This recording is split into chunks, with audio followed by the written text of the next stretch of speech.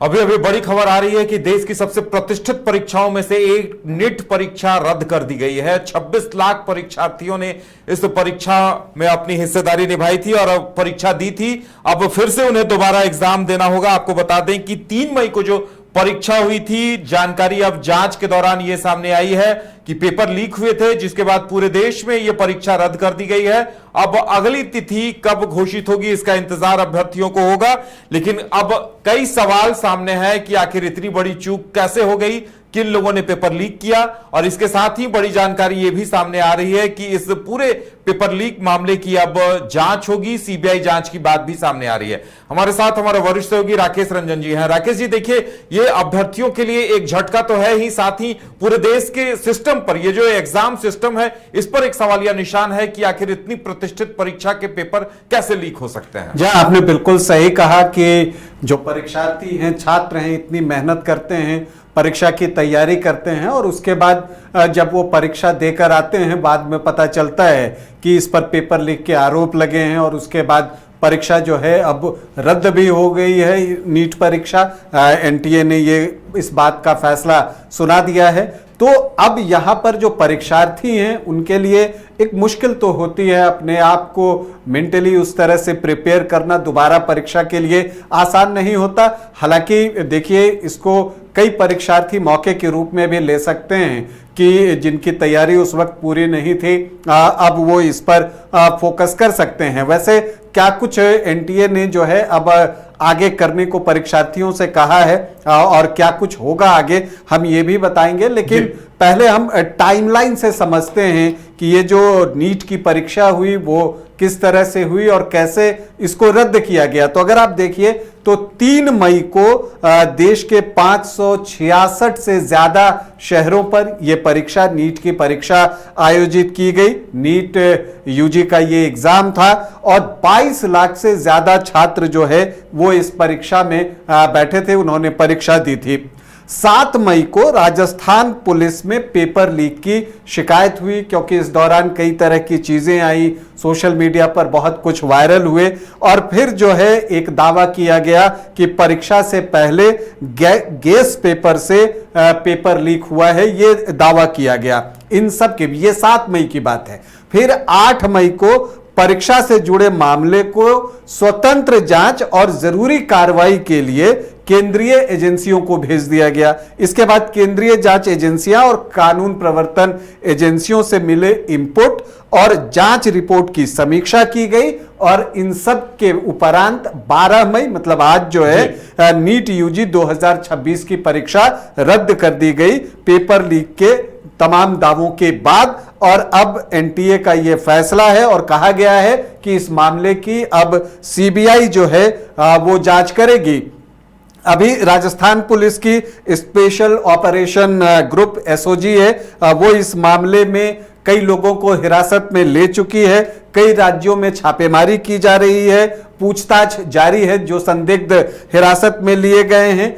अब जो एक बड़ा सवाल आता है कि ये पेपर लीक हुआ कब, कैसे हुआ और इस पर क्या क्या जो है तो जो संदेह के बादल हैं।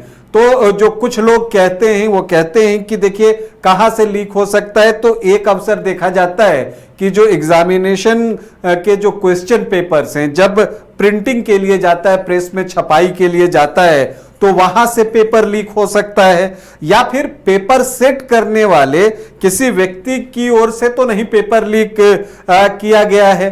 तो ये कुछ सवाल हैं जिसके उत्तर जो है अब सीबीआई जानेगी जांच के उपरांत, ये चीजें दिखेंगी। दरअसल गेस पेपर से बात कीजिए तो 600 नंबरों की परीक्षा में जो अंक जो है वो पूछे गए हैं। कुल 720 अंकों की परीक्षा होती है, एक प्रश्न के 4 अंक होते हैं, तो लगभग 150 क्वेश्चन उस गेस पेपर में होने की बात कही जा रही है।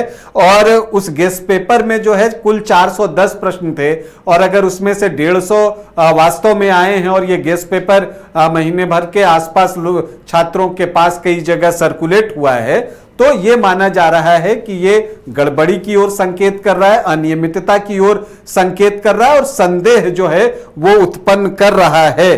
तो इस मामले की अब जांच की जाएगी। क्वेश्चन बैंक का लिंक एक युवक से भी जुड़ रहा है जो केरल में एमबीबीएस की पढ़ाई करता है।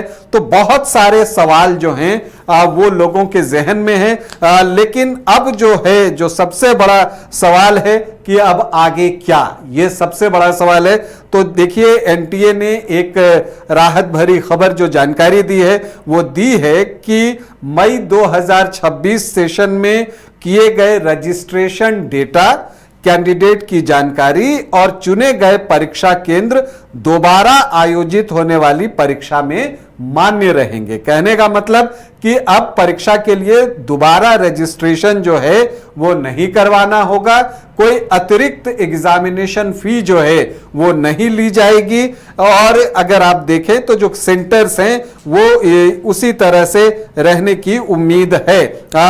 एनटीए ने उम्मीदवारों और अभिभावकों से यह भी अनुरोध किया है उदय कि वे किसी भी जानकारी के लिए सिर्फ आधिकारिक वेबसाइट या आधिकारिक सोशल मीडिया हैंडल पर ही भरोसा करें और बिना पुष्टि के किसी जानकारी पर भरोसा नहीं करें। तो ये तमाम जानकारियां आ रही हैं। मुश्किल वक्त है छात्रों के लिए जिन्होंने परीक्षा दी थी, उनके अंदर एक नाराजगी भी है।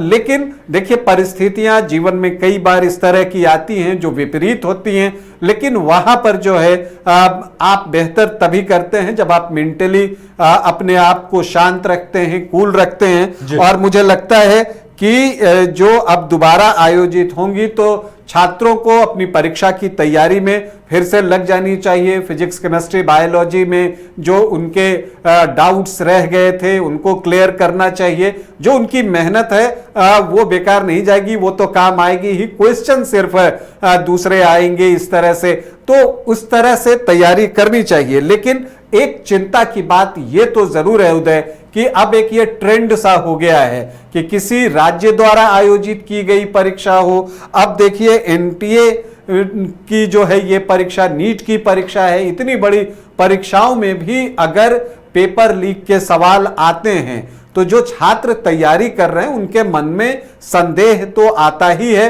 और जो योग्य छात्र होते हैं कई बार इससे हतोत्साहित भी होते हैं। तो जो सरकारें हैं, चाहे राज्य स्तर पर जो परीक्षाएं होती हैं उनमें राज्य सरकारें, जिनमें केंद्र का ये होता है उसमें केंद्र सरकार, वो इसे सख्ती से लागू कराए। क्योंकि जो ये सॉल्वर गैंग होते हैं, जो पेपर लीक करने वाले गैंग होते हैं, चूंकि इतने बड़े पैमाने पर परीक्षा होती है तो वो किसी एक शहर को टारगेट करते हैं, हर बार एक अलग शहर को वो टारगेट करते हैं और वहां के जरिए जो है वो पेपर लीक करा कर ले जाते हैं। और फिर उसके बाद जो तैयारी कर रहे छात्र होते हैं, जिनकी परीक्षा अच्छी गई है, अब इसी में मान लीजिए जो जेन्युइन स्टूडेंट होंगे जिनकी परीक्षा अच्छी गई होगी, उनके मन में तो चिंता होगी ना कि हमारी परीक्षा तो अच्छी गई थी, हम जेन्युइन थे, हमको हो सकता है पता नहीं दूसरी बार कैसा क्वेश्चन आ जाए। तो इस तरह के संदेह मन में होते हैं। ये बातें बिल्कुल सही हैं और इसलिए मुझे लगता है कि इस पर कड़ी से कड़ी कार्रवाई की जानी चाहिए और जांच एजेंसियां, सीबीआई को जांच गई है, जल्दी से जल्दी निष्कर्ष पर पहुंचे, जो दोषी हैं उनको गिरफ्तार करे और कानून जो है उसको कड़ी से कड़ी सजा दे, ताकि दोबारा कोई इस तरह की हिमाकत न करे। और सरकारें और परीक्षा आयोजित करने वाली संस्थाएं भी ये सोचें कि वो कहां ऐसा लीकेज छोड़ दे रहे हैं जहां से वो लूप हॉल्स क्या है, जहां पर कि जो आपको पेपर लीक गैंग है वो सेंधमारी करने में कामयाब हो रहा है और उससे जो परीक्षाओं की विश्वसनीयता है वो कम हो रही है। चलिए, अब देखने वाली बात यह होगी कि जब मुकम्मल जांच शुरू होगी तो दोषी कौन लोग सामने आते हैं, किस तरह से सॉल्वर गैंग ने काम किया है और कैसे पूरे पेपर को लीक किया गया है, ये तमाम जानकारी का इंतजार रहेगा। लेकिन ये अच्छा हुआ कि सीबीआई को जांच अब दे दी गई है, दूध का दूध और पानी का पानी जल्द होगा, ये सभी युवाओं को इसका इंतजार भी रहेगा। घर रहने का मकान भर नहीं, ये खुशियों की तिजोरी है। दरवाजे पर दस्तक देता पड़ोस, खिड़कियों से उमड़ आता आसमां, तारों में उलझी ऐसी ना जाने कितनी दास्तां।